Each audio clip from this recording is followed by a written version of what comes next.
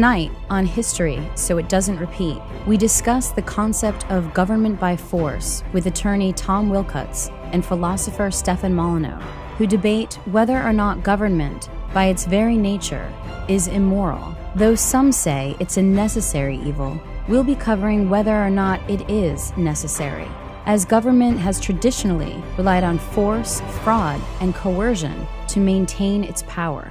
Learning's the answer. What's the question? Here's your host and navigator, Richard Grove. It's time to study history, so it doesn't repeat. Welcome back to History, So It Doesn't Repeat.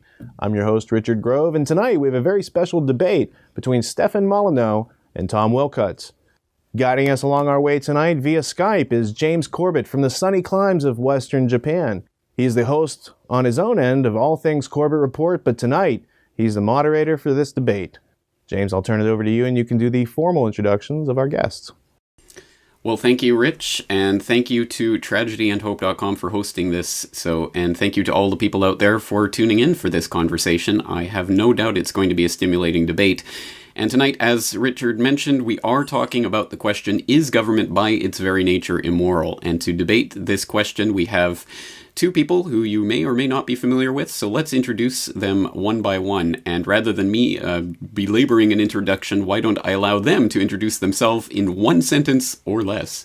So first up, we will talk to Tom Wilcutts, who is a practicing attorney and also a member of the Tragedy and Hope Forum, where you can find some of his writings on these topics. Tom, thank you for joining us. Tell us one interesting thing about yourself.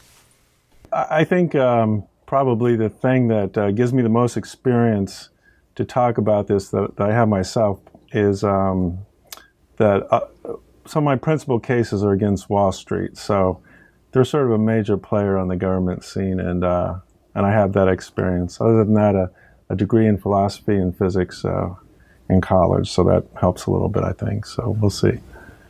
All right, and next we have on the other side of this debate, we have Stefan Molyneux, the host of freedomainradio.com and a general man about town. Steph, thank you for joining us today. Thank you. It's my pleasure. Would you like to say one sentence about yourself before we begin?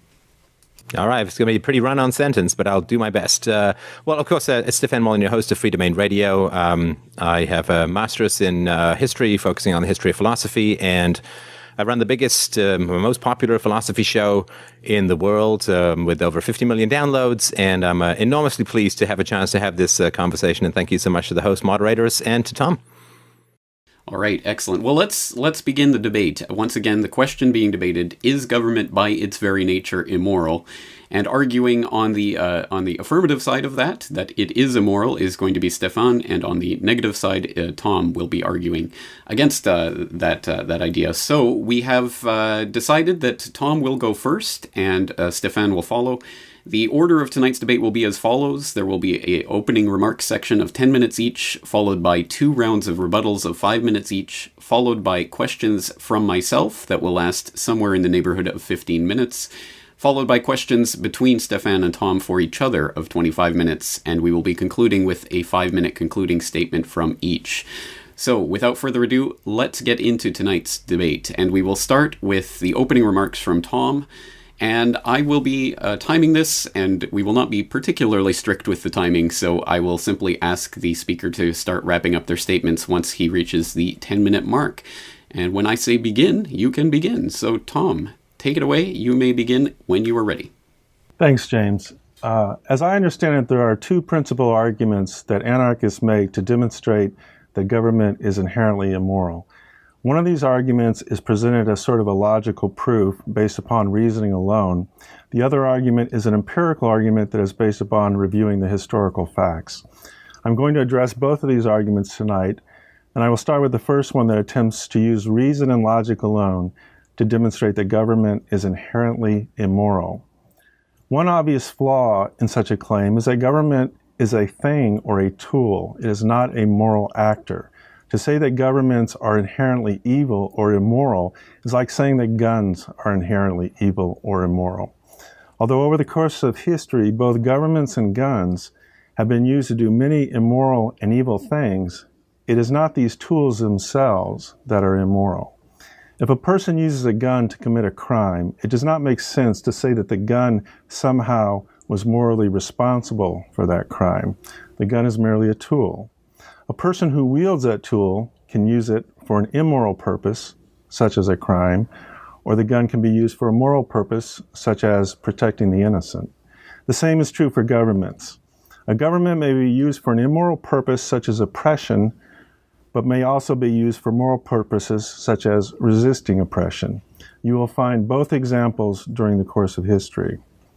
The analogy between guns and governments is actually a good one, precisely because they are both so potentially dangerous if used for the wrong reasons. In fact, I've heard Stefan make the analogy between a government and a loaded gun himself. Stefan has said that if you want to protect yourself against evil people, then the last thing that you'd want to have is a government, which is like leaving a loaded gun on the table for these evil people to grab and use against you. Stefan's argument in this regard is remarkably similar to the arguments put forward for gun control.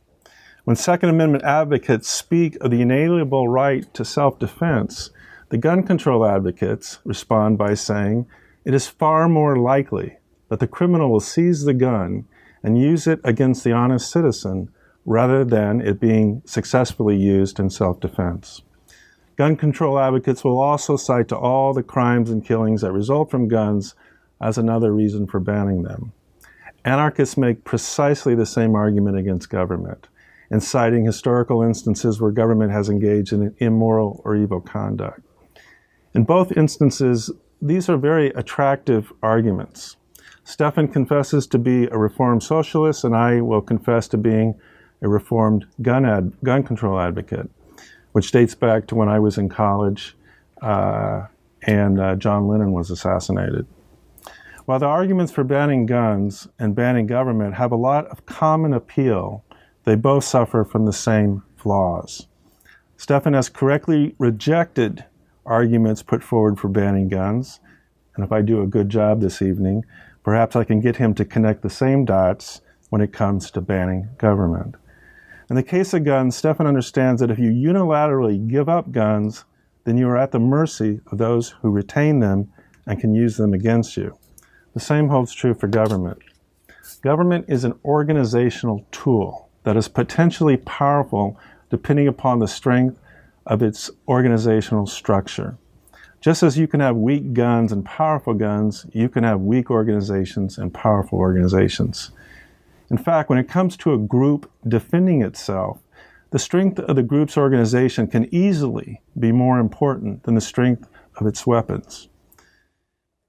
Which you can easily imagine if you have an army that has marginally weaker weapons but a stronger organization. Which would you prefer that over an army that had weaker weapons, stronger weapons, but was in a disorganized mob? The success of the Roman army can largely be attributed to that principle. The roots of our own political and legal systems can be traced back to the need to have better organization for the existing society for effective self-defense. Before England was united under a single monarch, it was divided into different regions, each having its own ruler, often claiming the title of king for his particular region. These rulers later became united under a single king because, acting alone, they could not effectively fight off the Viking invaders that had raided Britain for hundreds of years. To effectively repel the Vikings, these regional leaders agreed amongst themselves to organize under a single king, which enabled them to defeat the Vikings and gave birth to the modern British state. But there later came a time when the British nobles felt oppressed by this government that they had created, where they were at the mercy of the king's taxes and the king's laws, and so they rebelled against the king. This rebellion could have dissolved the government altogether, but instead they decided to reform it with the Magna Carta. The Magna Carta contains several features that should be near and dear to any true-hearted anarchist. The nobles stripped the power from the king to levy taxes upon them and placed this power instead in a body comprised of their own members, which they called parliament. In terms of their being subject to the king's laws, the nobles also created the right to a trial by a jury of their peers, and peers meaning fellow nobles. Under Magna Carta, the jury not only had the power to decide if the evidence proved guilt of the crime charged, but also the jury had the specific right to decide whether or not the law itself should be enforced, regardless of the evidence. In other words, the jury could decide that the law itself was unjust and should be rejected. This is often described as jury nullification, and the jury still has that power today in our legal system. Magna Carta was the beginning of an ongoing struggle that continues today as between the propensity for government to become oppressive and the efforts to keep that from happening. Now, what the anarchists in effect advocate is that this struggle should be abandoned, that we throw in the towel and simply admit and accept that government is a force beyond the ability of the people to control. Thomas Jefferson warned that people must be forever vigilant if they are to keep government under control, and if one concludes that the people are simply not up to such a task, well, then one can make a reasonable argument that the people should give up this tool altogether, which is the position of the anarchists. Once again, the same argument can be made with respect to a gun. If you are truly unable to learn how to use your gun, then arguably you should not own one. But even if you are unable to effectively fire a gun, there is still an argument that your mere ownership and possession of a gun has a useful deterrent effect on would-be criminals who know the gun is within your reach and they are uncertain as to whether you might be able to grab it, fire it, and cause them harm. This, I think, describes where the people are today in relation to their government. Not enough people understand how their government is being manipulated against them, nor do they appreciate the actual people who are behind the manipulating the government against their interests. But still, the powers that be are restricted insofar as this government is still within the reach of the people, and still could be used against them. And so they as a result, they've constructed elaborate charades to hide the reality about the government, so that they've created this charade in terms of the current political system involving these two parties, the Republicans and Democrats, liberals and conservatives, and pitting the people against each other. Also, if another example of charade is they couldn't pass a central bank, so they created this ruse for the Federal Reserve. They don't have the political power oftentimes to go to war, so they create false flag attacks. So if the people who are running the government, controlling the government, if they weren't afraid of the people being able to retake that power, you have to ask yourself, why are they involved in such charades? So one problem I see with Stefan's position and the anarchists in general is that, on the one hand, they see government as this evil force and we just need to get rid of it. On the other hand, there's a lack of an analysis of who is behind this government and what happens to the people who are ruling it if you simply get rid of it. My contention would be that the real power behind the government is the multinational corporations. 10 minutes, please wrap up your statement. Sure. And there's a lot of evidence of that. And if you don't address that power, you simply eliminate the government and don't address the power that's behind it, the power wielding that tool, then you're not really solving or addressing the problem. All right, thank you for that, Tom. And let's go to Stefan for his opening comments. Stefan, when you start speaking, I'll start the timer. You have 10 minutes. Well, the first thing I would suggest to the people who are listening to this debate is that the way that I learned how to debate way back in the day in college was to start by definitions. Now, Tom put forward some I think, faulty analogies. The government is like a gun. My love is like a red, red rose. But what I would argue is that we need to begin with precision. We need to begin with definition. So there are three main things that need to be defined in this conversation. The first is, what is a government? I mean, the problem is if you think you know something when you don't, then you will always go astray. If you think that you're looking at a compass and you're actually looking at a whirligig, you're not going to go the right direction in the woods. So what is a government? The second thing that needs to be defined is morality, specifically good and evil. Because if we're saying that the government is or is not evil, we need to know what the government is, we need to know what good is, and we need to know what evil is. Then we can make a comparison. And people who put forward analogies prior to definitions are usually up to something fairly tricky. So please check that you still have your wallets and your watches on your persons. So I will provide the definitions that should have been provided already.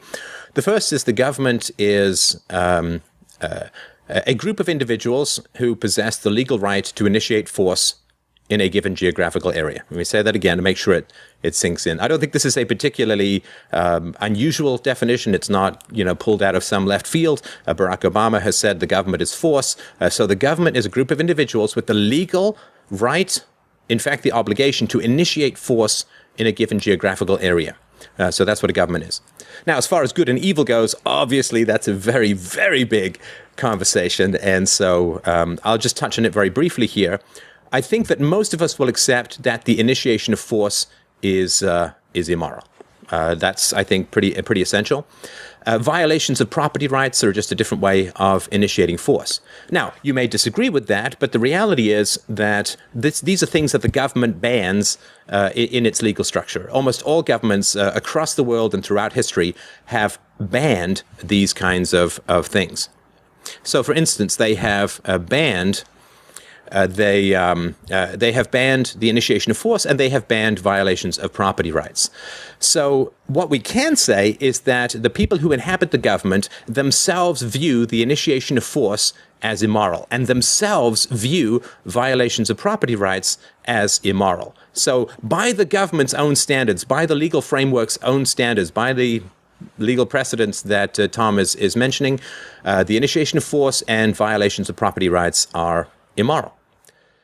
And if they're not immoral, then the government is immoral for enforcing them. So there's no way to make the government moral if these things are moral or immoral, because the government enforces them. If the government enforces the non-aggression principle and the government violates the non-aggression principle, then the government is immoral. If the government enforces a respect for property rights and then the government violates the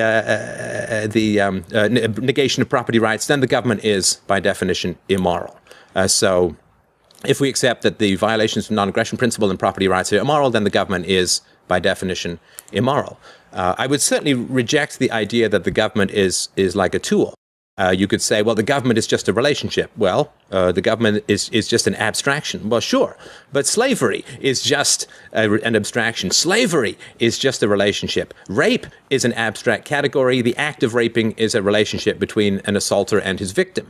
So we are, of course, speaking of a category in the same way that we're speaking of a category called murderers. Now, murderers, of course, is an abstract category, but it describes a specific relationship which violates the non-aggression principle. In the same way, yes, of course, government is an abstract concept and government is a relationship, but government is human beings acting. Government is human beings acting, and that is very different from a gun. A gun is an inert object. It is a thing, of course, as Tom so perceptively points out, but it is not a thing acting. So recently, of course, in Cyprus, the government decided to hoover out between 7 and 10% of people's bank accounts. I know that there are some very well-sophisticated, well-equipped guns with laser sights, and they have scopes and all that kind of stuff. But there's no gun that I know of that will wander into a bank and take 7 to 10% of your income. That is the choice of individuals acting under the concept called government. Now, concepts, of course, don't particularly exist, Plato notwithstanding. And so when we sort of wrap human beings in this concept called a government, It's just creating an artificial category, like creating slave master and slave is creating an artificial category. They're all human beings. The people in the government are human beings. Calling yourself the government doesn't give you the chance to fly. It doesn't let you breathe underwater. It doesn't let you enjoy Justin Bieber songs. It doesn't actually allow you to do any things which are generally impossible to human beings. But it does create an alternative moral category. So if you go into the government, if you call yourself the government, then suddenly you're able to violate people's property rights by initiating the use of force in the form of taxation, in the form of regulation, in the form of warfare, in the form of national debts. You're allowed to counterfeit, which is specifically banned for individuals. You're allowed to print whatever money that you want.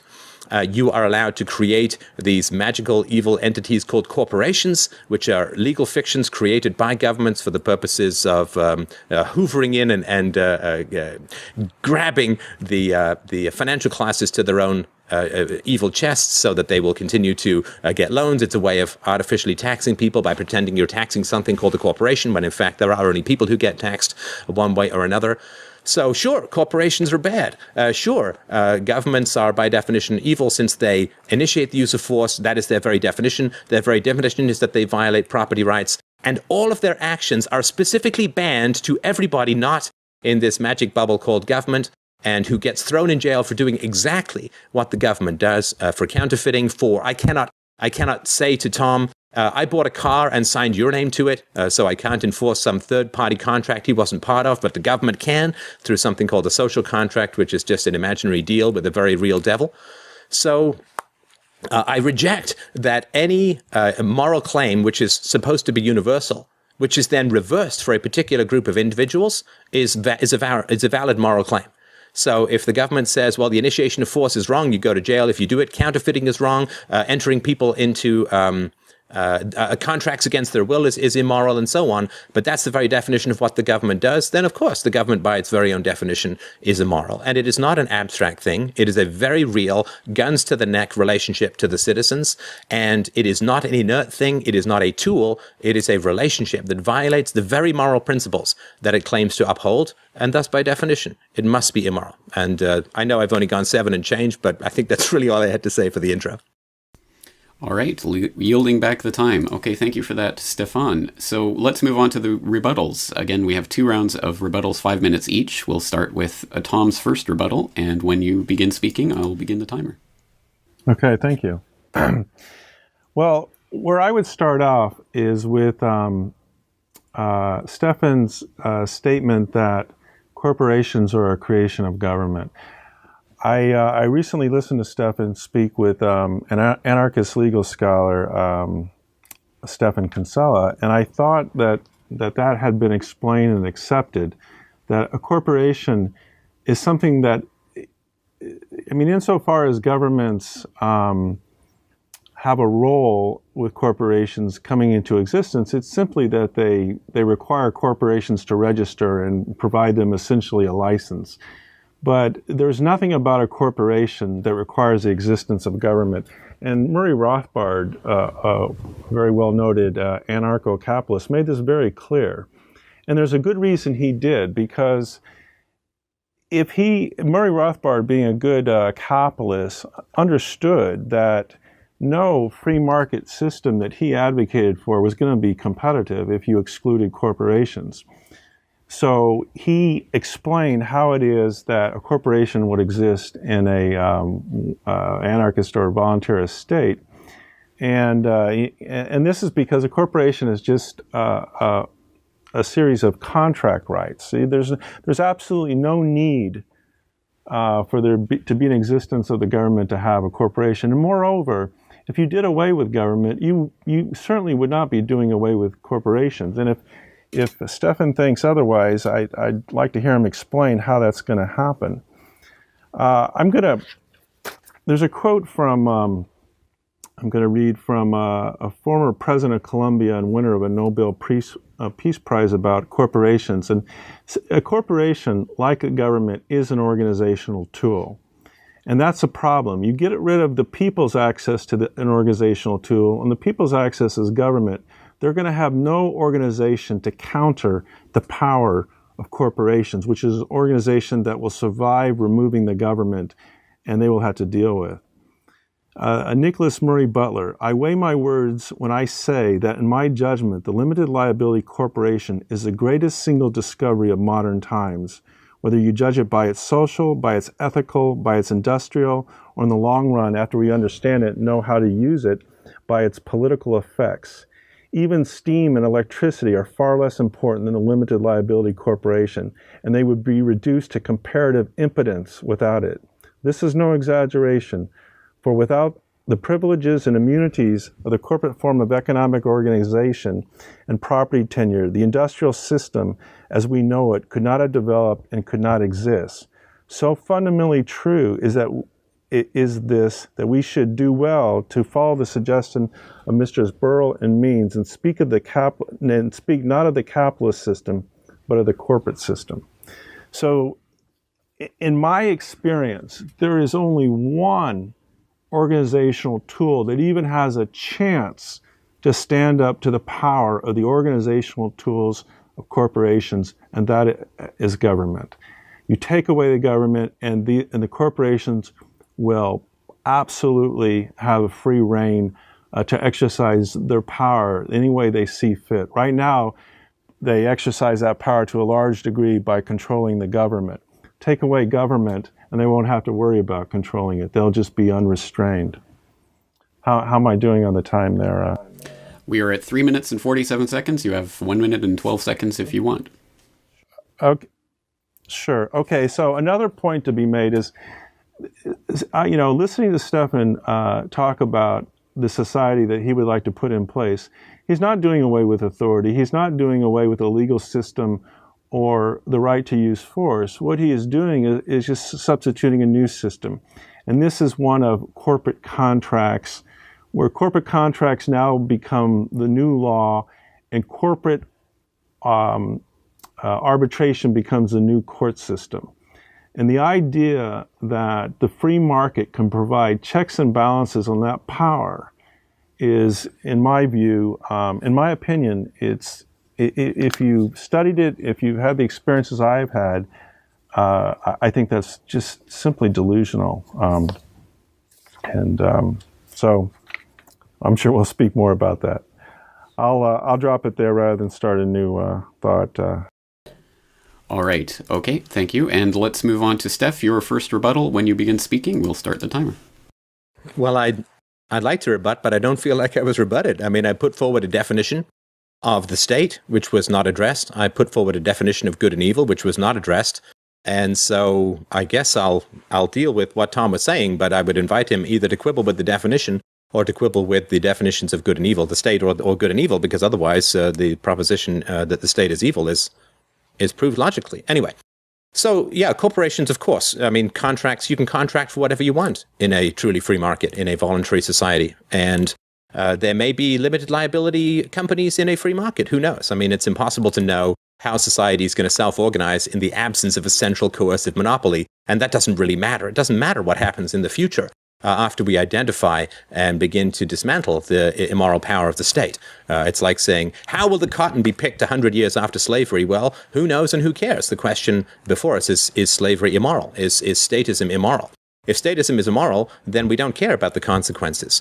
Of course, corporations have a certain amount of power at the moment, of course. If you compare it to the power of the state, it's inconsequential.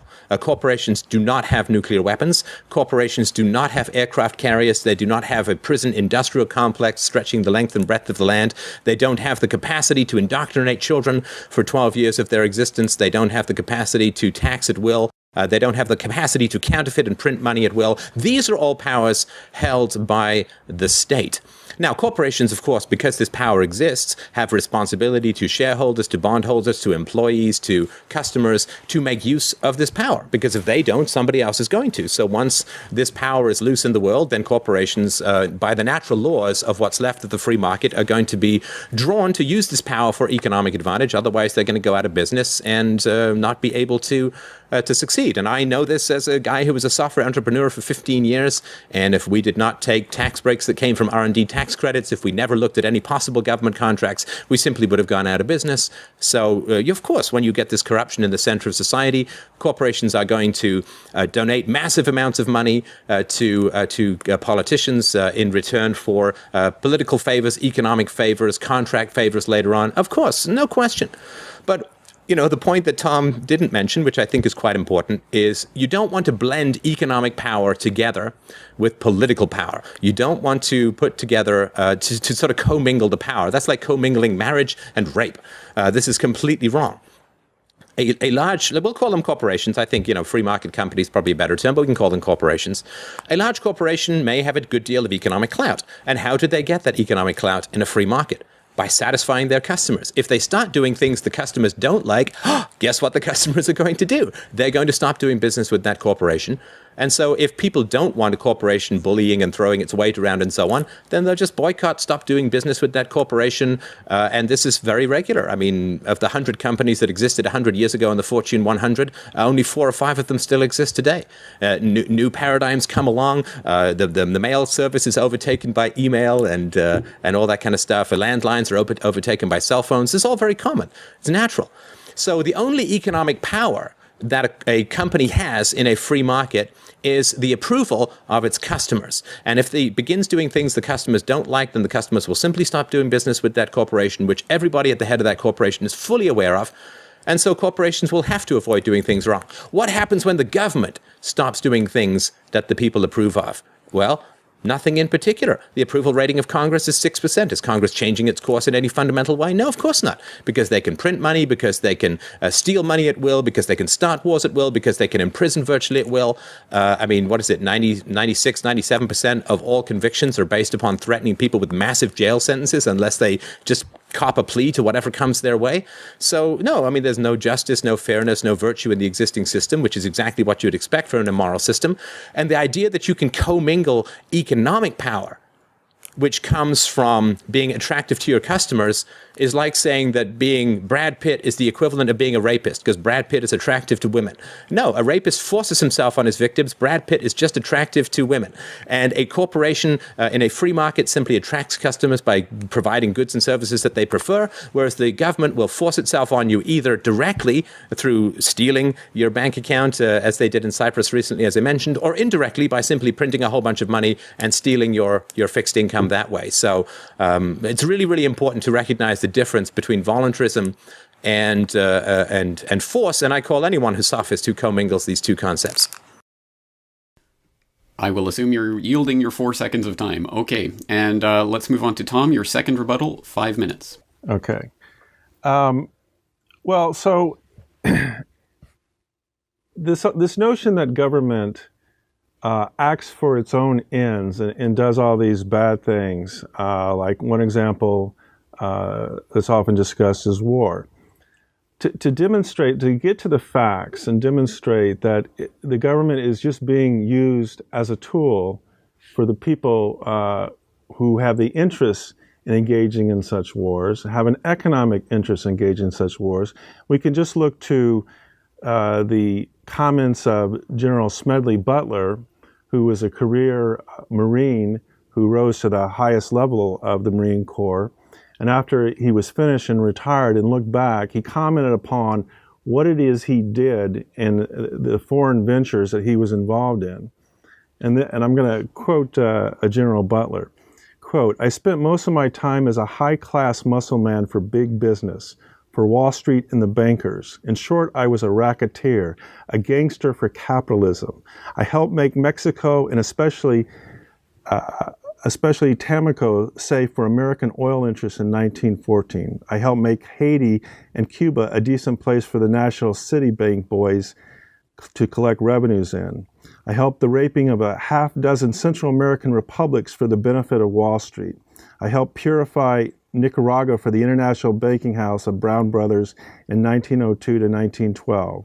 I brought light to the Dominican Republic for the American sugar interests in 1916.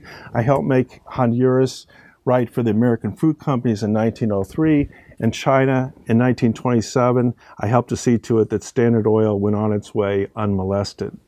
So then the question becomes, these large multinational companies, if you remove government, are they all of a sudden going to stop using force and coercion to get their way? I mean, they're doing it now, clearly. So if you want to say that by removing that single tool, they will stop doing it, I think you have a burden of coming forward with evidence to suggest that. So under the anarchist society setup, now you have what they call DROs that either work with a security force agency and an arbitration group, or they may combine into a single entity. And one of the things these DROs can do, if someone breaks a contract, they will decide who broke the contract, and then they will, if necessary, exercise force to uphold the rights of the contract. So all you need to imagine when you listen to General Butler, imagine in the modern day scenario, you have Hugo Chavez down in Venezuela sitting on all that oil. I know he died recently, but so imagine when he was alive, Venezuela certainly didn't develop all that oil. I'm sure there were, and I don't know all the particulars, but typically the oil companies are involved in doing that. So all these oil companies have to do in this system, now that they're not constrained by government, is to say they breached their they breached their contracts with us. They damaged our property rights. They took control of things that we built, that by the homesteading principle we developed and we owned. We've tried to negotiate with them. We've done everything possible. They can use their corporate media to get across that PR message. And now that we've tried everything and it hasn't worked, we're going to use our private defense association to go down there and recover our property. And what might that private defense association be comprised of? Do the names Halliburton, General Dynamics, Blackwater, Kroll Associates, companies like that sound familiar? In the absence of government, these companies could simply, they're not going to just shut their doors. There's no reason to. They could simply merge and take care of this. Now, the question is, well, wait a minute, isn't war expensive? Would they do this? I mean, first of all, there's no more corporate taxes. There's a study that shows that you can fund the military on corporate taxes alone. So that's sort of a wash. Also, you're not bribing politicians anymore and running the government in that respect. But in any case, it doesn't matter because the Venezuelan oil is more than going to pay for this venture. You no longer have to explain why you're going into a democratic country and why you're using American men to do that. History shows that the American people would not accept that. But now that you're under this corporate paradigm, you can simply say they broke this contract paradigm. They broke their contract. They usurped our property rights. We have the right to go in there and do this. And so there's how war continues in this new society. Thank you. Let's move to Steph, your second rebuttal, 5 minutes. Well, again, we're not, I'm not really having the chance to address any rebuttals to my arguments. I mean, we have a rambling discourse which has nothing to do with anything that I said. So, once again, we have to define government, we have to define good and evil if we're going to come to some sort of resolution about this. But to respond to what Tom was saying, I've read the Smedley Butler article in one of my shows, and what is essential to understand about that is the mechanism by which all of these predations through the corporations was achieved, which is the centralized coercive capacity of the state. The corporations all try to gain the power of the state to inflict their own economic agenda where they don't or can't compete in the free market, or where competition in the free market becomes impossible because someone's going to grab that gun or not. And so the idea that these corporations are going to make their own armies and they're going to just go and get, this is crazy. And this is just not what happens in the real world. The reality of being able to print money, of having an existing army that can be used, of having an existing police force that can be used to do all these terrible things, that is the violence that is in the room that is going to attempt to be controlled by corporations. In the absence of that, they're not all going to develop their own armies because it's a massive overhead. I mean, just imagine. Okay, so imagine you're Standard Oil and you want to go and take some of your competitors' gas stations. Well, you're going to have to start buying an army and training an army. That's going to add to your overhead. And your shareholders are going to be aware of it. And they're going to say, wait a minute, I don't want you guys to have an army.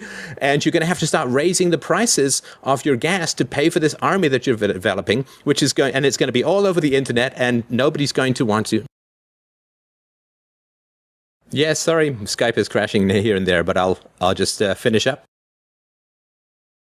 All right, so these corporations are not going to develop their own armies because they're going to have to raise their prices to pay for these armies. It's going to be completely evident to everyone that these armies are being raised. And of course, it creates an arms race among all these different corporations, which is going to be financially impossible. And none of the customers are going to want it. So the customers are going to stop doing business with anyone who's developing an army. Now, there will, of course, possibly be armies or defense agencies in a free society.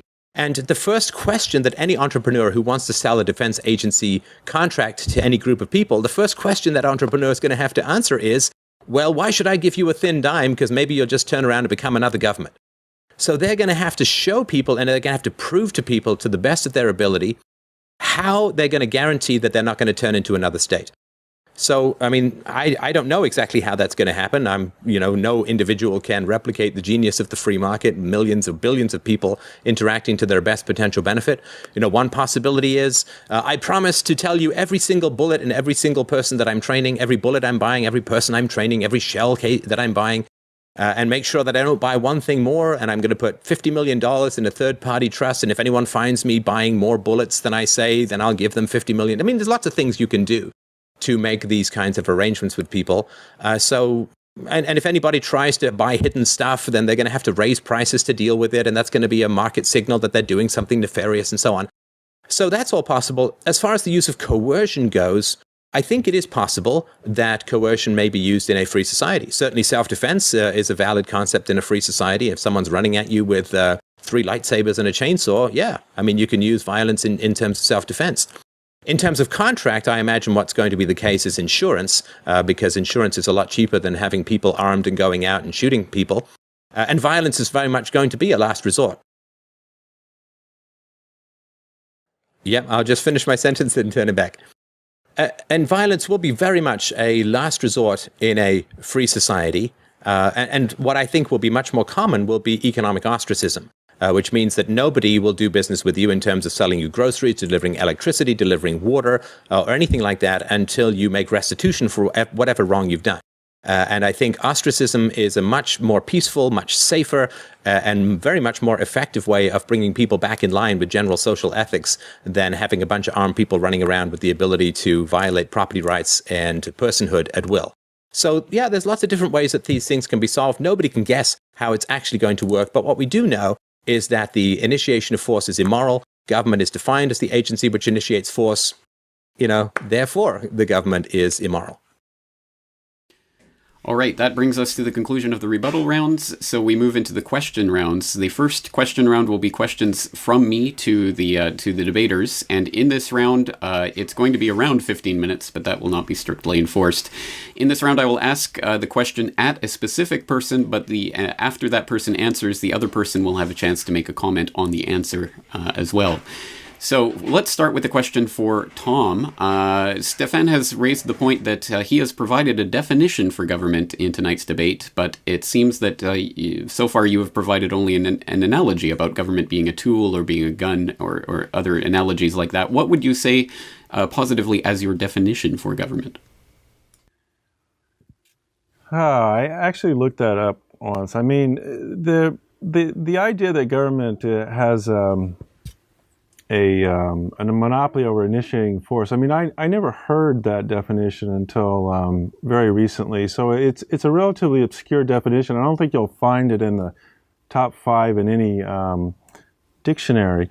But what I would say, James, is that whatever that is supposed to mean, it's not a difference between government and the society that Stefan is supposing. I mean, this anarcho society. You're just changing the players. The where Stefan says the government has the right to initiate force, under his society, this DRO system would have the right to initiate force. Now, when Stefan says that he has, participated as an entrepreneur in the free market system, I have participated in the litigation systems, both the court system and the arbitration system that Stefan describes when he talks about this alternative legal system. And I can tell you that that system is terrible. And, when it was mentioned that this is my second debate, I had a debate with Larkin Rose where we discussed this thing. And Larkin said, well, the arbitration system would have to be fair because there would be organizations like Consumer Reports to ensure that it was fair. Well, after that, I searched on Consumer Reports to see if they took a position on these corporate arbitration systems, and they do. And it's a short summary that I'll read. From Consumer Reports, the deck is stacked against consumers. Companies choose the arbitration firms and can reward them with repeat business for favorable results. There's no judge, jury, or public record, and the courts cannot set aside a decision just because it's capricious. Companies can delay or hold the arbitration anywhere in the country they have a presence, so consumers are locked into a privatized justice system with no accountability or transparency. Consumers Union, which runs Consumer Reports, says, we believe that consumers should not be forced to sign away their day in court as a condition of doing business. And that's basically it. And they don't rate these. There's no point for Consumer Reports to rate these arbitration systems because the consumer has absolutely no choice. These things are written into standardized clauses in corporate contracts. They're not a consumer of this service. The corporation is a consumer. So this is the system that would define what the law is and then enforce the law. It's just a handover to corporate power. So I don't know if that answers your question. These DROs would have the same right to initiate force that government has. There's no conceptual distinction to be made from these two systems in that regard.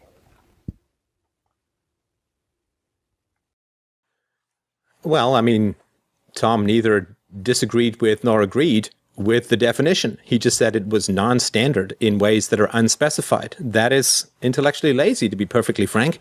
You can either find a logical fault with the definition or you can't. Just to say, well, it's not in the top 5 that I've heard of and then just move on. Well, what on earth does that mean? Either it's accurate that they have the legal right to initiate force in a geographical area or it's not. If it's not, then please enlighten me. And if it is, then accept the definition. So this kind of stuff is, wandering off into other things. Okay, so let's say that the existing arbitration system is not great. Okay, fantastic.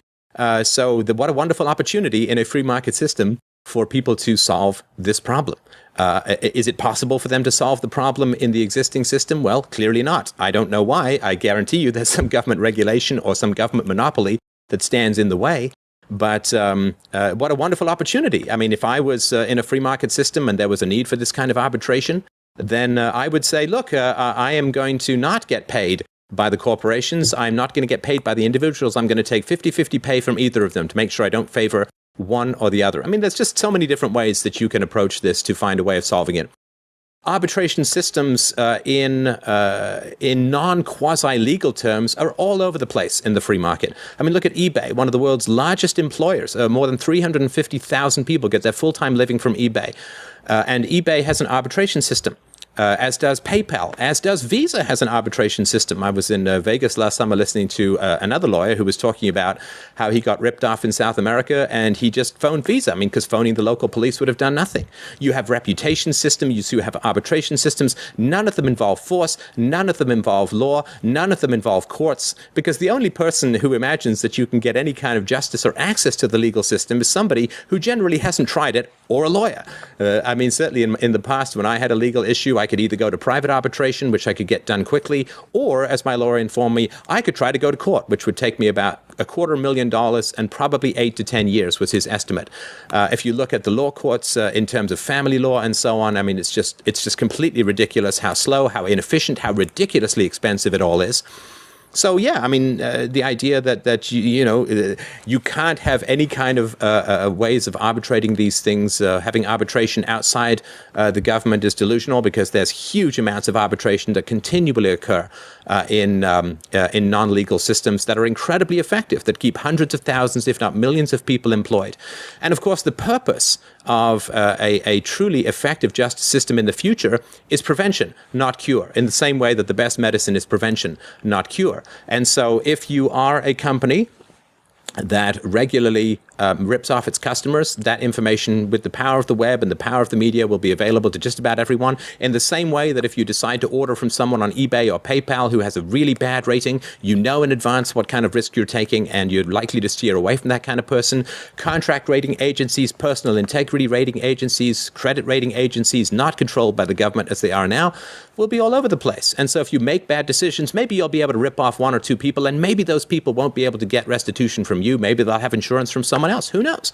But the reality is that your actions will very quickly become known, and the economic price you will pay for your lack of integrity will be much greater over the long run than what you can possibly make from ripping off a few people. All of these things are in effect now. In the interest of moving on to the next question, why don't we wrap that up there? And let's move on to a question for Stefan. Stefan, in tonight's debate, for example, Tom was talking about the possibility that he could set up or propose a government system, or there could be envisioned a government system that would be better as an organizational tool for society than an anarchical society. So let's imagine a possible future universe, for the sake of arguments, in which you get one planet Earth to work with and Tom gets another, and Tom is able to organize society along the lines of a government that he thinks would be beneficial for the people, and you are able to oversee, not that there would be any meaning to that, an anarchical society on another planet. Let's imagine those two worlds play out, and no matter what type of arbitrary objective criteria you use to measure the happiness or the amount of equity or whatever it is in the society that you think would be a valid measure of something that we could objectively look at, and we find that the government system does, after all, work out for the better, would that invalidate your argument against the morality of government? And if not, why not? I mean, that's quite that's quite a mouthful. Well, okay, first of all, we don't need these alternate planet scenarios. I mean, we have, say, the software industry versus government-run schools. Software industry is continually innovating, continually making things better, continually coming out with new products that just blow people's minds. Now, Samsung has a phone out that you can swipe around by moving your eyebrows, moving your eyes around, and so on. And you compare this to the government-run educational system, which is continually declining in quality, where 80% of recent New York graduates from high school can't even read. So we already have these two planets set up. The government runs a whole bunch of stuff, and the free market, or at least what's left of it, runs a whole bunch of stuff, and the tech stuff works really well, and the government stuff works really crappily. Now, if the idea is that somehow violence can produce good effects, what you're basically saying is, let me set up an alternate universe where if you rape a woman enough times, she will end up loving you. Would that invalidate the concept of rape? Well, first of all, it's going to be impossible. You can't rape someone into loving you. And secondly, it's not going to, because it's impossible, it's never going to happen. And secondly, even if it did happen, it would not invalidate that rape was immoral. Let's say that some rape victim had some Stockholm syndrome and said, oh, my rapist is a great guy, I'm going to get married to him. That does not invalidate the fact that rape is immoral. It does not invalidate the fact that the initiation of force is immoral. So even in some alternate universe, communism worked, fascism worked, centrally planned economies worked, central banking worked, fiat currency worked, the government never grew, the government didn't continually collapse, the government wasn't continually expanding and preying upon more people. Let's say that didn't happen and some particular paradise came into being, it still would not invalidate the basic reality that you would still have beneficial effects from the initiation of force. So I would argue it's not possible, but even if it were possible, it would not invalidate the immorality of initiating force and violating property rights. Sure. I mean, you know, one of the reasons given that government is hopelessly a failure is the United States has not turned out like we would want it to. But, you know, that if you look at that in a historical context, that's like a first draft of this new concept of government being run by the people. Did they make some mistakes? They made obvious mistakes. And they knew that they were making some of those mistakes when they made them. They could not resolve the slavery issue. They knew that was a problem, but they were switching from a monarchy to a representative government. There's certain compromises they made. Another obvious problem that they made was, or problem they failed to solve, was the problem of the currency. They couldn't agree to that, so they just left it blank. And we know what happened. The private banking interest took control. All you need to do is read President Andrew Jackson's veto message of the effort to recharter the Second Bank of the United States. Stefan would love it. He talks about, he vetoes that charter and says, this is terrible, this is a monopoly, we can't allow this. Now, he succeeded, but barely. And the bank went to war against him on its own admission. These private bankers declared war on the president and pulled all credit, created a recession to try to make him unpopular. There was also an assassination attempt against him. But, so recently, when they do the same thing, when they go to government and say, look, you either do it our way, or we can yank the credit and freeze the monetary system. Now it's not 1830 any longer, and that threat is real, and the politicians succumb to it. So this was a major problem in the design of that government, and it is a problem that exists in the private sector. And for Stefan to say that the bankers cannot, that the free market would prevent them from counterfeiting, I mean, it never has. And James, on one of your recent shows, you put out there that the price of gold, if not for duplication of commodities contracts, which is not caused by government, this is what these traders are doing, the price would be $50,000, but they're overselling these contracts. They did the same with mortgages when they packaged it up and securitized them. They took the same mortgage and sold it multiple times. I mean, so this is, and they can get away with it.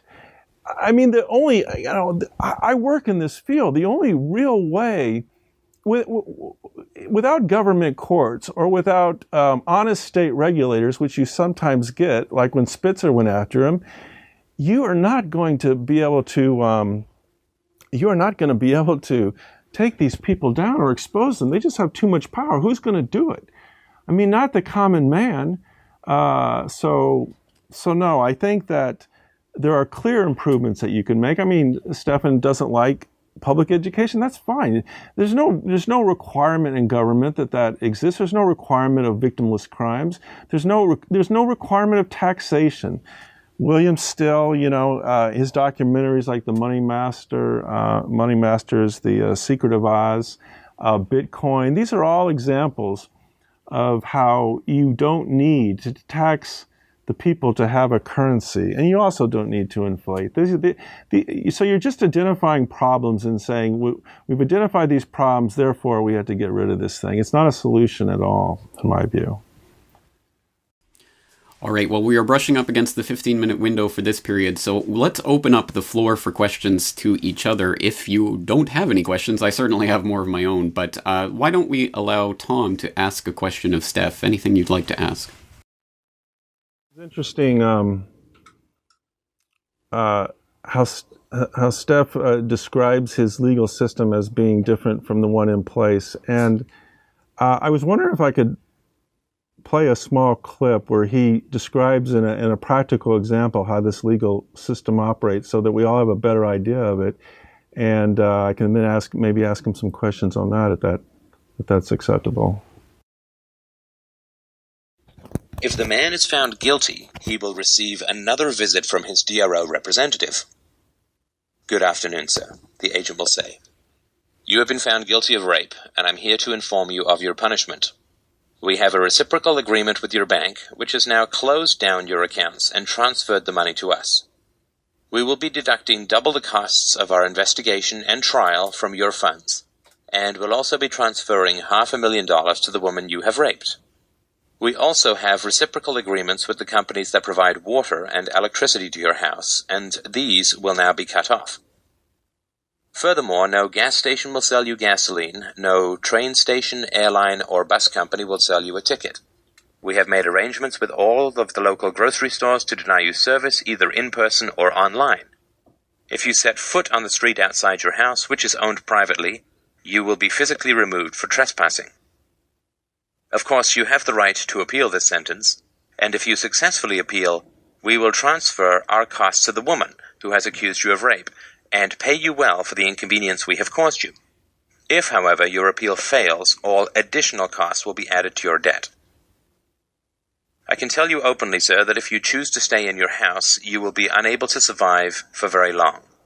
You will run out of food and water very quickly. You can attempt to escape your own house, of course, leaving all of your possessions behind, and try to make it to some wilderness area.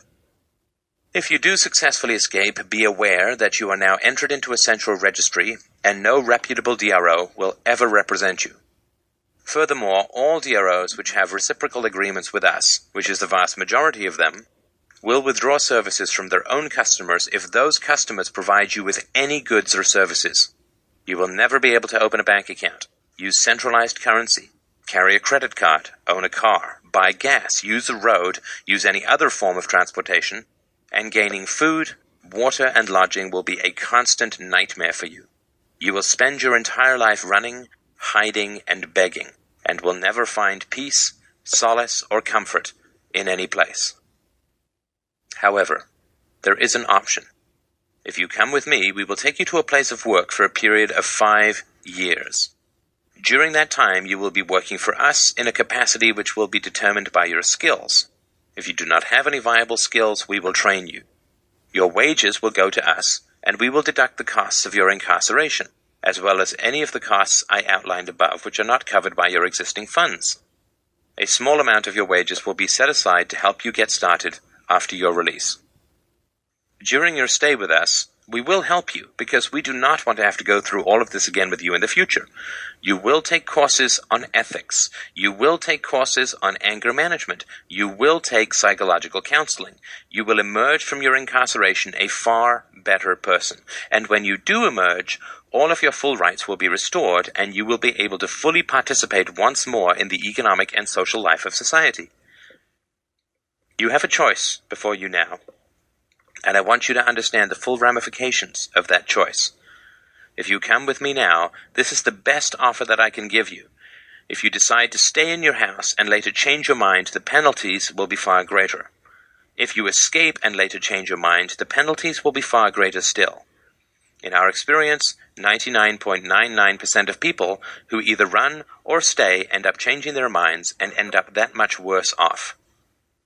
The remaining 0.01%, they commit suicide. The choice is now yours. Do the right thing. Do the wise thing.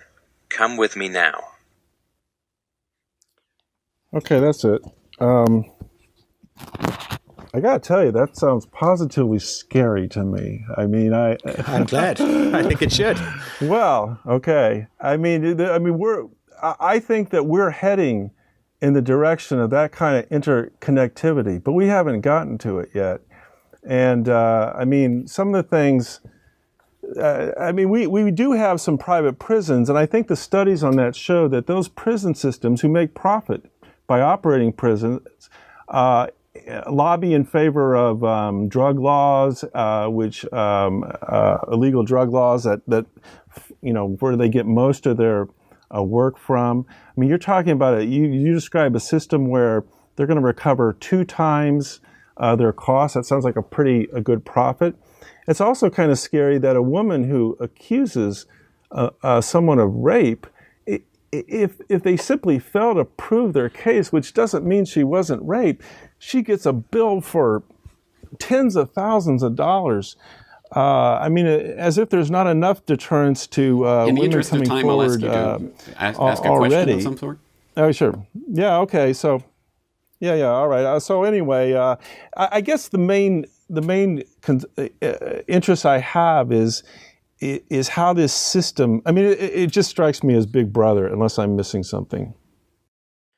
Yeah, I'm still not sure what the question is. You're talking about a system where if someone on the run stops at a restaurant and they decide to serve him food, I think what you said is that they would be shut off forever from their DRO system, which is basically, if you don't have a DRO system in this society, as I understand it, you are just out. But that's exactly the same as what happened if you aid and abet a felon. I mean, you're in trouble anyway. I mean, I don't know why that's so different. No, it's not. I can tell you it's not. Yeah, so serving someone at a restaurant is not aiding and abetting. No. I mean, obviously the restaurant owner would have to know or whatever, right? And it would, if you just paid cash, who cares, right? So, okay. So as far as the private, the sort of prison systems that you're talking about, of course, there's massive corruption. And I think, I can't remember, somewhere in the U.S., some judges went to prison for sending, I think, young offenders to a private prison. But how would the private prison paid? By state funds. By state funds. So this is not a private prison system. This is a fascistic prison system where you have private profit and public money. Which is also a good description of a fair amount of the medical system in the United States. Whenever you have public money in, you are no longer in a free market system. So this is not a valid comparison. This is harsh, of course. Yes, but a man who is a rapist should go and get help and see. According to the psychological knowledge that I have, they can't be fixed. But if there was some way to fix them, fantastic. They should get help and they should be taken out of society until they do better. Yes, of course, if a woman turns out to have falsely accused a man of rape, of course she should pay a penalty. I mean, false accusations would be a crime. There are some people who say, Dr. Warren Farrell says that if you falsely accuse someone of a crime, then you should receive the sentence that the criminal would have received if you had succeeded, because there is, of course, some false accusations of crimes in a wide variety of circumstances, some of which are rape. So, and you understand, I don't have the answers. This is just one fictional possibility about how it might work in that kind of situation. But of course, the major goal of a free society is not to cure criminality, but to prevent criminality. And there's a very easy way to prevent the vast majority of criminality, which is simply to reduce the amount of aggression that is enacted against children when they're very young. The vast majority of criminals come from abusive backgrounds, and at the moment, we don't have any agency that profits from the good parenting of children. In fact, you have agencies, tragically, which profit from the bad parenting of children. Pharmaceutical industries, some of the government agencies, which supposedly come in and help families that are having troubles, and so on.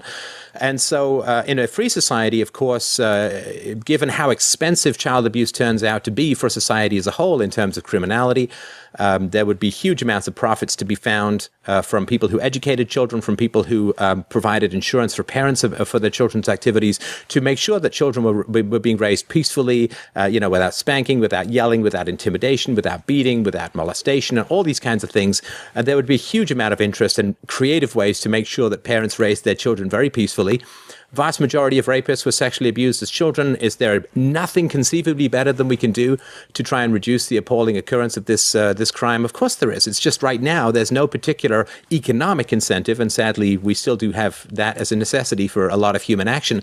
There's no particular economic incentive in the prevention of crime. So this is a case in which an egregious situation might be dealt with, but the whole purpose of a free society would be to make sure that best practices were performed in the raising of children, empirically best practices, scientifically validated best practices, moral best practices, so that children didn't end up being so traumatized that they ended up attacking, assaulting, raping, thieving from, or murdering others.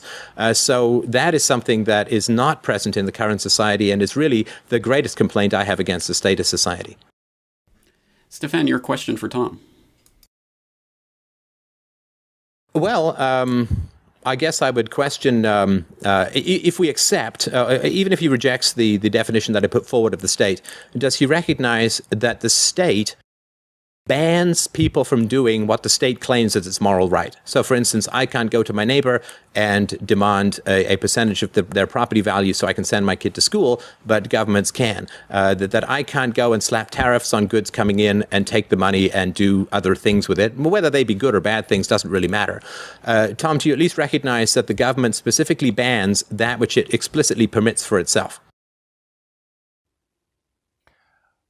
Sure. But, the problem with that, Stefan, again, saying all corporations or all governments are bad or good or all corporate. I mean, you could have a charitable corporation that does nothing but charitable deeds, and on the other end, you can have Blackwater and Halliburton. So, I mean, who take government money. Well, I don't think it matters. I think I think they would be happy to take Standard Oil money as well, financed by Citigroup. But Standard Oil would not require them to fund the invasion and slaughter of the Iraqis, right? I mean, this is not what would be in their business plan. I mean, the fact that they take government money, you can't just commingle those with people who have voluntary customers. I'm not sure I understood your point there. I mean, look, so in terms of the real question is, I would agree with you that there shouldn't be coercive taxation. I would agree with you that there shouldn't be compulsory public education. So to say that, well, that's like saying I would agree with you that, the Nazis shouldn't have abused their people. As an evil state, were they able to do that? Yeah, of course, yes. So if a government is designed with evil intent, or if a corporation is designed with evil intent, it's going to commit evil. But you can design a corporation that does nothing but good. That's not a guarantee that someone who's unethical won't take over and steal the contributions. But I mean, that's just definitional. If you want to say, I'm going to define for you a bad government. Now, do you agree that this government is doing bad? Certainly. But going with James's question, as part of the challenge of my getting into this, I designed what I think is a good government and easily better than this free society that you describe. I can tell. Well, sorry, can you tell me about the no? I was quite surprised to hear you say no taxation, no coercive taxation, which is sort of redundant, but no taxation. So your government would not have the capacity to initiate force against others? Well, it's not by definition coercive. I mean, people can get together and decide that they want to agree on taxes, Stefan. In fact, that's what if a developer develops a tract of land and builds houses and they create a housing association, that's an agreement that runs with the land, and it includes an elected group of people who can pass rules that include how the properties are maintained and so forth, and they can charge their members money to do that, and that can be in the future. And if you inherit such a house, you're bound by that, and that can be enforced by putting a lien on your property and taking it. So I mean, this can happen privately and it can happen by government. But to answer your question, no, you don't need. There are plenty of examples that can be given as to why you don't need. Government doesn't need coercive taxes or taxes at all to fund itself. Ludwig von Mises is the one that I identified who seems to be behind this. He was convinced that the only money that you should have is commodities, and that since the government doesn't have a commodity currency, it would have to tax. But that was just his particular view. You don't need a commodity currency, so. Yeah, of course, the difference with the private developer is actually putting his or her own earned resources into the acquisition of the land and the building, and everyone who moves there voluntarily. And that is very, very different, of course, than some group who does not invest, who does not create, who simply takes it force, claiming a right to a geographical area with people who've never chosen to live there, who just happen to be in the neighborhood or whatever. So I don't think the two are analogous. One is entirely voluntary, and the other one remains still the initiation of force without any voluntary contract involved. So I just want to mention I don't think that's particularly analogous. James, how are we doing on time for our 25 mins? We have 9 more minutes in this discussion, so either you can continue with that or we can move on to another question. I'm happy to take a question from either James or Tom. Well, the one thing that fascinates me about the anarchist system is it seems to be universal that they all say, well, we want to use common law courts, or we want to adopt the common law. Murray Rothbard says this. James, I actually heard you mention it once. Can you explain for me what you understand that to mean, Stefan? That the system would adopt the common law? Well, sure. I mean, again, I certainly would defer to your legal expertise, but my knowledge is that the common law was a system of law that was developed voluntarily without being imposed by an external third party, but was developed as a way of resolving disputes among various tribes and groups in a voluntary fashion, and had the goal, of course, of prevention, had the goal of restitution. There were were-guilds and ways in which you could pay off debts that you'd had. And so it's sort of a voluntary way of creating law. Now, it's extremely primitive relative to what is possible now. I mean, of course, the internet and the information sharing that's available through the internet, I mean, has changed everything, I think, with regards to the necessity of the state. If you can get a hold of people's past reputation and past level of integrity in business and past level of criminality, really at the click of a button, you can just take a photo of someone and get their entire hopefully objectively measured or as objectively as possible, their sort of ethical standing, their ethical history, and so on. I mean, that produces a huge amount of information that was impossible before.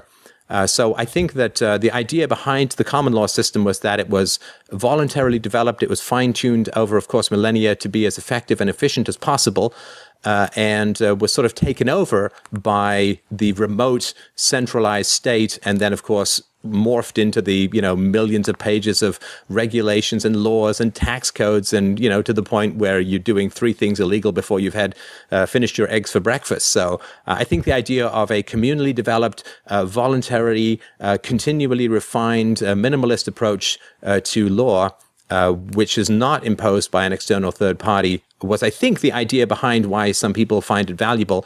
I think that we could go even more minimalist with the information that's available these days on people, but I think that's would be my answer. But I mean, I certainly wouldn't want to speak for anybody else.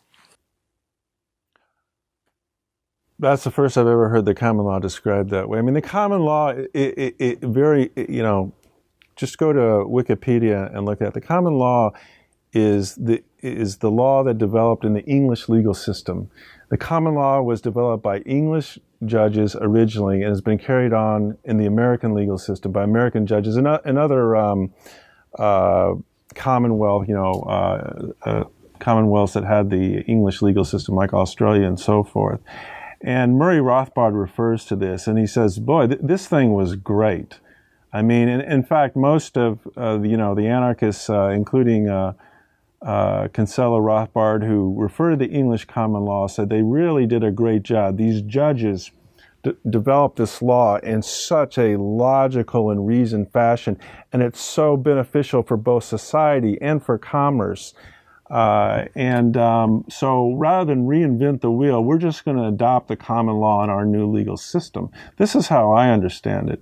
And when I hear that described, it reminds me of, I heard you address, you've had some interaction with the Venus Project people, and you made an observation which I think is very similar to what we're discussing here with the common law. You said, well, so if I understand you, you're going to take existing factories and resources that were developed through the free market, and then you're going to get rid of the free market that developed those systems. Because that's exactly what the anarchists proposed to, and you had a little bit of a problem with that.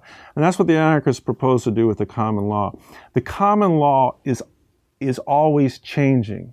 So if someone signs a contract with a DRO that says, we're using the common law in this as developed in a certain jurisdiction, when you sign that contract, you're signing it not knowing necessarily what the law is going to be down the road. You're handing over authority to another party, not only to tell you later what the law is, and no consumer, by the way, is going to shop on the basis of studying the different legal approaches that these different DROs are taking. So they don't know what they probably wouldn't know what the law is if they tried to look it up, and if they looked it up, it would change.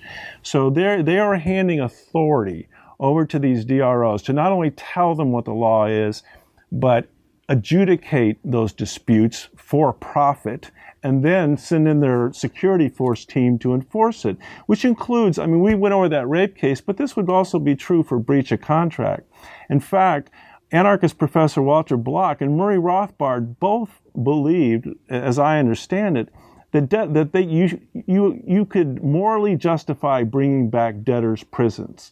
People who were unable to pay their contracts, just like you described in that little segment where the DRO tells them, come work for us, and you're gonna work for us, we're gonna keep your money until your debt is paid. That was a rape, though, not a debt. But my problem is that's fine if it's a rape, but I don't see any logical or legal or reason why this system that you described could not also be applied to breach of contract.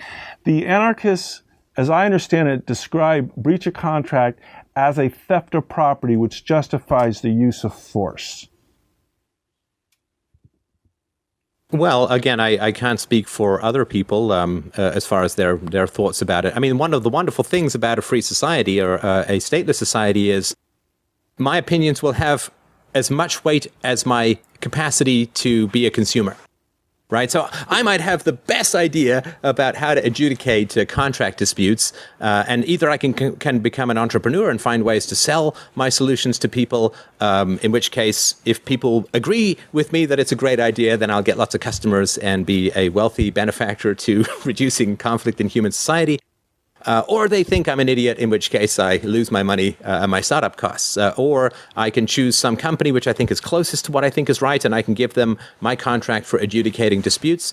But the adjudication of contract disputes, my particular belief is that it will start off small, right? You'll have a paper route or whatever it is, and you'll have very small costs because it's just a tiny little bit of stuff that's being guaranteed. And if you're honest with that, then you go a little bigger until you get older, and then you're able to do, 50-year leases for $100 million. I don't know, because you've sort of shown yourself and your character all the way up. And I think the way that it would work is through insurance rather than through violence. I mean, violence is really all that people have to go to when they say there ought to be a law. I mean, law is just a bunch of people with guns running around based on the opinions of the majority. Not very safe, historically speaking. So I think it would be much more minimal, the use of violence in society. I don't think that debtors' prisons is the way to go. I think that there's the moral hazard for the debtor, for the creditor as well as the lender. I think is important. The person who's borrowing as well as the person who's lending, they both have moral hazard. I mean, if you lend to someone who doesn't pay you back, well, you've lost some money.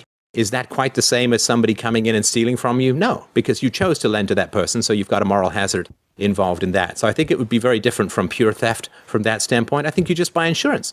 And the insurance for somebody not paying your debt back, which is when the insurance company would pay your debt back, would simply be based upon the risk of the person not paying your debt back. I mean, you mentioned, let me just go through the list very briefly. Okay, yeah, okay, so I think we just want to keep it as minimal as possible. It's the choices of the enlightened majority who are raised in a peaceful environment who will be determining how these conflicts are generally resolved in society. There's no way to predict in advance how it will happen. My guess is probably maybe slightly better than other people's because of my history in studying this stuff, but it's going to have nothing to do with what's actually going to happen, which is going to be the choices of the majority. The dollar democracy is much more valid than the political democracy because the dollar democracy doesn't enforce its will on others. Okay, well, we will stop the question time there, and we will move on to the concluding remarks. Once again, each speaker will have 5 minutes to make a final statement, and we'll start with Tom. I'm going to address this issue of insurance because it is a fundamental part of, it seems like any anarchist who talks about this alternate legal system. We're going to solve all these problems with insurance. I really am wondering whether there's anyone in this anarchist movement that has any practical experience at all with insurance, because I do. I have nearly 30 years of litigation experience, including with Wall Street, including with insurance companies. AIG is an insurance company. I have had plenty of cases with them. I can tell you that insurance companies are the idea of them being the guardians of contracts is just funny, because they are one of the worst serial abusers and breachers of contract that exist in the modern world. In fact, I'm going to give a practical example of that. Insurance companies sold life insurance, and going back 100 years, they would sell life insurance to people. Now, the interesting thing about life insurance is the person you make the contract with has died. And usually they leave the money to people who are, can't necessarily provide for themselves, like children and widows and so forth. And the insurance companies just across the board denied every single claim. And it was easy for them to do it, because they would have the person fill out a medical questionnaire that was so incredibly vague that you could easily find an answer, an answer to a question that you could challenge by going through their medical records. And this was so bad that the legislatures got together and said, look, if the person has died 2 years or more after they bought this insurance, you can't claim that they defrauded you. And they called this the 2-year incontestability period. And I got a case where a woman came to me. Her husband had died in his 30s, just short of that 2-year period. And they denied the claim. And she had gone to several other lawyers before she came to me, and they looked at the contracts and they said, I'm sorry, there's nothing we can do for you. And she came to me in tears. And I mean, they had bought this insurance because they had adopted a child from Eastern Europe who turned out to have mental problems. And so, I mean, it was just a terrible story. And I took the case on. I knew that the way to get around their contracts. I needed a good, honest judge to do it, and we succeeded. But I called up the insurance company when I first got the case, and it was a $250,000 policy. I said, you have 1 week to pay that amount, and that will be the last chance you get. They didn't offer anything until the judge turned down their motion, and we ended up collecting $545,000 for this woman. And I can tell you that in any arbitration system, that simply would not have been possible. It was only because that corporation stood to appear in front of a jury of 6 honest citizens that we were able to do justice in that case. But there's your insurance companies. I mean, the idea of handing society over to insurance company, by their very nature, is a very large financial organization. It has to be, because you have to pull together enough money that you can divide that risk. So these are companies that one don't think twice about cheating widows and orphans, and we're going to entrust justice, law, and our welfare and property to these behemoth financial companies. That's a really good idea. Except that it absolutely would be a disaster. I mean, I really think when I listen to the anarchists imagine how they're going to completely redo society, I can't help but thinking of the Marxists. I mean, they had a great idea. I mean, they saw oppressors in the capitalist and the industrial age, and they said, these guys are evil people. If we just get rid of them, everything will be fine. Those kind of simplistic solutions almost never work. The anarchists, they look at government, they go, these are really abusive people. If we just get rid of them, everything will magically be fine. But you have to look at the people behind government, and this is simply what the anarchists don't do. The people behind government are the large corporations. That was actually the finish of my sentence. Okay. Thank you. Okay, and let's move on to Stefan. 5 minutes for your concluding remarks. Well, gosh, I'll just touch on some of the I think, very silly things that Tom said. First of all, he said that insurance companies are the worst serial abusers of contract. Well, of course, you vote for people who tell you what they're going to do, and then they do the complete opposite. There's no capacity. You have no capacity to enforce your contract with the politician you vote for. They can go and do whatever the hell they want after you vote from them. In the 20th century alone, governments killed 250 million people. I think that the worst serial abusers of contract tend to be governments. He said that insurance companies deny every single claim, and that this is a bad thing. One little Google search here. Medicare denies more claims than private companies. Medicare denies 6.85 percentage points of insurance claims from people. The denial rate of private insurance is about 2.7%. So, of course, he's got a view of insurance companies that comes from fighting them, which, of course, I can understand that insurance companies do some bad things. But it is still almost 3 times better than governments, the people he wants to put his trust into. And so a couple other things where he mentioned that, Steph just doesn't like public schools. I mean, what a ridiculous misinterpretation of absolutely everything that I've said. My personal preferences, my personal likes, my personal dislikes, my personal imaginations about how a system might work are completely irrelevant. They're interesting thought experiments. I think they're fun to look at. We can all imagine how cotton are going to get picked 100 years after the slaves are freed if we're sitting around in 1800 drinking mint juleps and pretending to be Tennessee Williams characters. But the reality is that the central objection has still not been addressed. We've had lots of back and forth, lots of misinformation, lots of avoidances of definitions, and lots of avoiding rebuttals. The reality is that governments are, by their very nature, as Tom admitted, violators of their own universal claims of moral goodness, right? So they say that the initiation of force is wrong, and they violate that very principle through their very existence. This was admitted by Tom.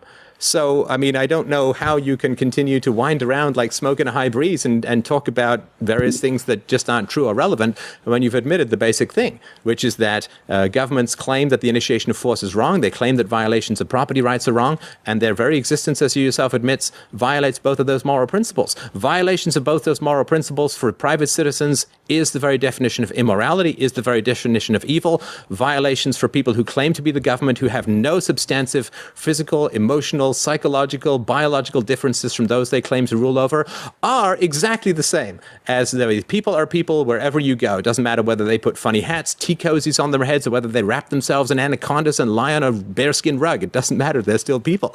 And so you cannot give, morally, a group of individuals the right, the capacity, the obligation to initiate the use of force against their fellow citizens and call it moral. If it's evil for the private citizen, it is evil for the government, because the government is just another private citizen with a slightly different label and no substantive difference whatsoever in any moral sense. So I think that the anarchist position, like it or not, has really carried the day, but I certainly do thank you for the interaction. All right, well, assuming that you are yielding the rest of your time, that does bring us to the end of tonight's debate, but it certainly does not by any means bring us to the end of the debate in general. I'm sure that will continue to rage on. And this is the point of the debate in which, if this was a live debate, I would ask the audience to thank you for your time this evening, and you can imagine instead, since we're doing this online, the applause and or catcalls from the audience for your participation tonight. So I want to thank you both for your participation. It has been a very interesting debate and certainly has stimulated a lot of interesting ideas and questions and thoughts from my own head. So I trust that the audience feels similarly. And of course, again, since this is an online debate, we don't have any immediate mechanism for gauging the feedback. There will be no vote on this proposition and whether or not either side won the debate. But of course, that discussion will continue to rage on in the various threads, fora, and discussion areas where the debate can happen. And of course, the Tragedy and Hope community is one such place. I also, of course, welcome all feedback to CorbettReport.com. You can contact me there, and I will be further exploring these subjects in upcoming episodes, so I will do my best there. Once again, I'd like to remind people that Stefan Molyneux is at freedomainradio.com. Tom Wilcutts is a member of the Tragedy and Hope community, so you can interact with him there in the community forums. And on that note, I think we'll bring this to the end, but I would just want to once again thank TragedyandHope.com and Richard Andrew Grove and everyone behind the scenes there for hosting this debate and making this possible. So I will turn things over to Rich for any final thoughts. James, thank you so much for doing a superb job moderating tonight's debate. Tom and Stefan, thank you so much for your time and preparation. I know it's not an easy thing to try to communicate your message in 5 to 10 minute chunks. I think you both did an excellent job. I would also like to thank the members and subscribers of the Tragedy and Hope online community who inspired this debate with a little forum discussion, a little blog posting within the community. Finally, with some logistics, we end up having a great discussion that can be shared in a meaningful way for many years to come. We'll see you next time on History, so it doesn't repeat. Thank you for tuning in and not dropping out.